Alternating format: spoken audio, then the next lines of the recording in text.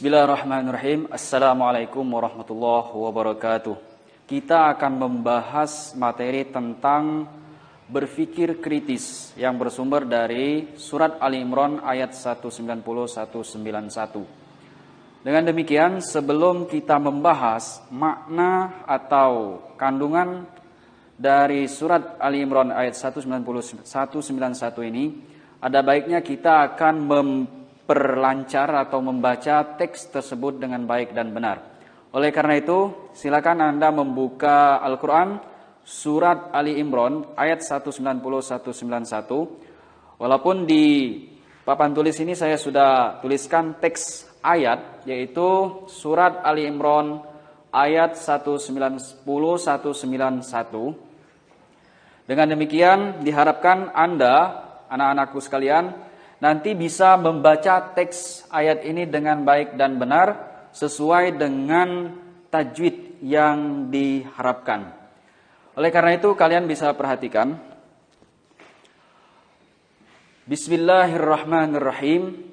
Inna fi khalqis samawati wal ardi wa ikhtilafil laili wan nahari la ayatil liulil albab.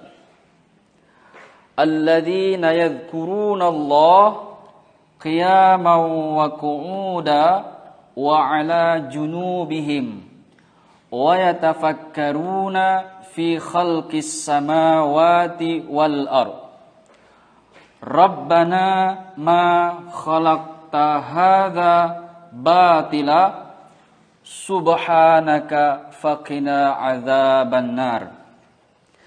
Satu kali lagi Anda bisa perhatikan bacaan teks ayat dari surat Ali Imran ayat 190-191. Bismillahirrahmanirrahim. Inna fi khalqis samawati wal ard wa ikhtilafil laili wan nahari la ayatil liulil albab. Alladzina yadhkuruna Allaha qiyaman wa qu'udan wa 'ala junubihim wa yatafakkaruna fi khalqis samawati wal ard. Rabbana ma khalaqta hadza batila subhanaka faqina 'adzabannar. Silakan di rumah Anda ulang bacaan tersebut sampai lancar sehingga cara melafazkan ayat tersebut sesuai dengan tajwid yang diharapkan. Baik anak-anakku sekalian, setelah kita mempelajari teks ayat dari surat Ali Imran ayat 190-191 dengan baik dan benar, selanjutnya kita akan membahas makna dalil dan penerapan perilaku berpikir kritis dalam kehidupan sehari-hari. Yang pertama, kita akan melihat makna surat Ali Imran ayat 190-191. Untuk terjemahan teks tersebut kita bisa pahami ada banyak teks, namun kita di sini memahami makna sesungguhnya yang terdapat di dalam surat Ali Imran ayat 190-191. Yang pertama, diharapkan ketika kita membaca surat Ali Imran ayat 190-191, setiap waktu dimanapun kita berada, kita harus ingat kepada Allah Subhanahu wa ta'ala. Karena mengingat Allah Subhanahu wa ta'ala adalah keharusan bagi seorang hamba, sehingga ketika kita mengingat Allah Subhanahu wa ta'ala, kita merasa diawasi.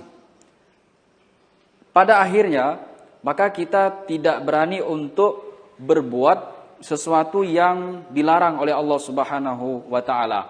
Oleh karena itu, mengingat Allah Subhanahu wa ta'ala diharuskan di mana saja, kapanpun kita berada.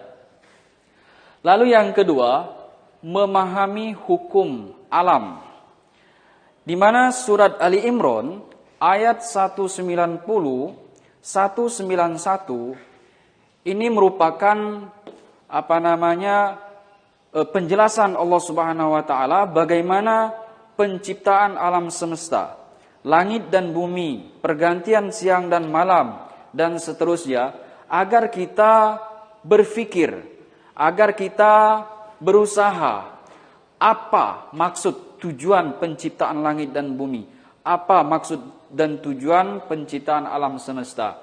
Sehingga dengan kita mempelajari, menganalisa, lalu kita memahami hukum-hukum yang terkandung di dalam alam tersebut. Karena Allah Subhanahu wa taala menciptakan alam semesta dengan tingkat keteraturan yang sangat kompleksitas, yang sangat tinggi, dan itu merupakan sunnatullah, hukum alam yang kalau kita istilahkan. Tentu hukum alam di sini mempunyai makna yang pada akhirnya akan berguna dalam kehidupan kita sehari-hari. Oleh karena itu, kita harus memahami hukum alam, hukum keteraturan. Karena dengan kita memahami hukum keteraturan itu, akibatnya kita akan memahami tujuan hidup, termasuk ketika menjalani tujuan hidup tersebut akan tercipta keseimbangan. Itu yang kedua. Lalu yang ketiga, meyakini bahwasanya segala ciptaan Allah Subhanahu wa taala tidak ada yang sia-sia. Sekalipun seekor hewan yang kita anggap hina, itu pasti mempunyai maksud dan tujuan. Hanya saja kita sebagai makhluk Allah Subhanahu wa taala, manusia yang mungkin belum mencapai pengetahuan kita terhadap apa tujuan atau maksud penciptaan makhluk tersebut. Namun kita sebagai seorang mukmin harus meyakini bahwa segala sesuatu yang tercipta di alam semesta, yang terjadi di alam semesta ini mempunyai maksud dan tujuan, dan itu pasti bermanfaat dalam kehidupan kita sehari-hari. Itu yang pertama, makna surat Ali Imran ayat 190-191. Berikutnya kita akan membahas bagaimana kita membiasakan diri untuk berpikir kritis dalam kehidupan sehari-hari. Di mana ketika ayat surat Ali Imran ayat 190-191 menyuruh kita berpikir kritis, lalu dari hasil proses berpikir kritis itu harus kita terapkan di dalam kehidupan sehari-hari. Yang pertama, bagaimana cara menerapkan atau membiasakan berpikir kritis dalam kehidupan sehari-hari? Yang pertama adalah berdiskusi untuk mencari kebenaran. Setiap kita berada, dimanapun kita berada, ketika kita menemui sesuatu, termasuk lawan bicara dalam dunia pendidikan, di sekolah, di perguruan tinggi dan dimanapun kita berada, maka kita harus membicarakan atau memperdebatkan atau berdiskusi. Tujuannya adalah untuk mencari kebenaran, bukan mencari kemenangan. Oleh karena itu dalam dunia filsafat, Islam sebenarnya tidak mengharamkan filsafat. Kalau tujuannya adalah untuk mencari kebenaran, mendiskusikan kebenaran, bukan mencari kemenangan. Karena ketika kita mencari kemenangan, otomatis kita akan menghalalkan segala cara demi mencapai kemenangan tersebut. Sementara Islam melarang hal tersebut. Dalam kehidupan manusia harus ada aturan halal haram, baik buruk dan seterusnya.